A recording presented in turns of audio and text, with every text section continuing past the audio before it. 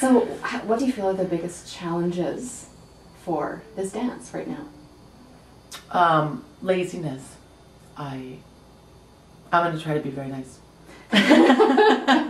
I think that our biggest challenge is that as a dance community, of course, we've had years of really not being understood or respected by the other dance, the real dance world, right? Or the arts in general. And I think it's because we don't work as hard as they do, and we don't have the same technical base, and we have this wonderful, beautiful art, but yet without the evolution and the developmental process that other dance forms have come through. I mean, if you look at modern dance or even ballet from the 70s and then to now, there's been a huge growth and evolution of like ability. I mean, I recently went to go see Albany, and they had, of course, a piece of work that was 50 years old that they put on stage that, you know, Mr. Ailey still stood up. Yeah.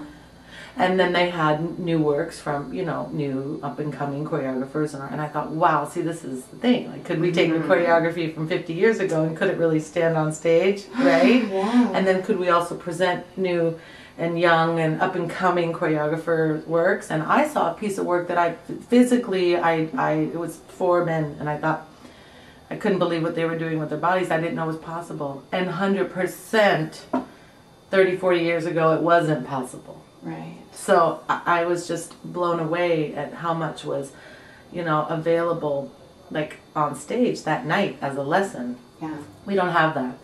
We're in a restaurant, dancing between tables, trying not to sweat on the customers because it's gross, making sure the music's not too loud to upset them. We're really ambiance.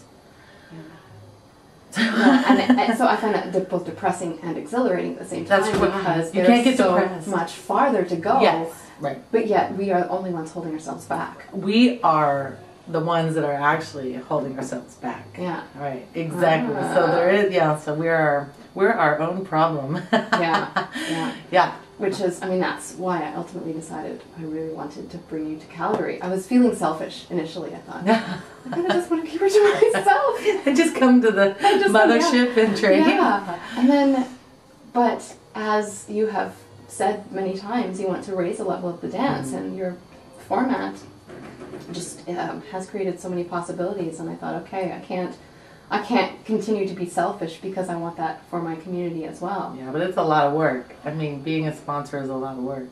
I mean... Well, ask me after the workshop. Yeah, you'll be like, I'm never doing this again.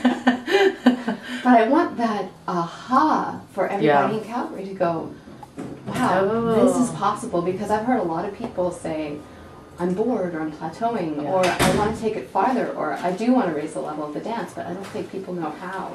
Right. Yet. And the answer's here. I mean, it's crystal clear to me. Well, I'm usually people's last resort. So after they've tried everything else, then they'll be like, well, okay. Yeah. We hear that there's this possibility. But that's all right. And then they're like, well, if it doesn't work with Suhaila, I'm going to flamenco. Forget it.